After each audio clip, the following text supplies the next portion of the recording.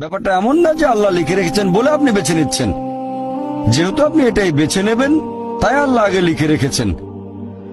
এখানে পছন্দ আপনার, তবে আল্লাহ আপনার পছন্দ জানেন। যেমন ধরেন, একটা রাস্তার মোড়ে আসলেন, সামনে 5টা রাস্তা, রোড নাম্বার 1, 2, 3, 4, 5। এখানে পছন্দ আপনার, বেছে নিতে পারেন রোড নাম্বার 1, 2, 3, 4, 5। আপনি গেলেন রোড 2-এ। এটা আগে থেকেই লেখা আছে আপনার নিয়তিতে যে আপনি যাবেন 2 নম্বর রোডে।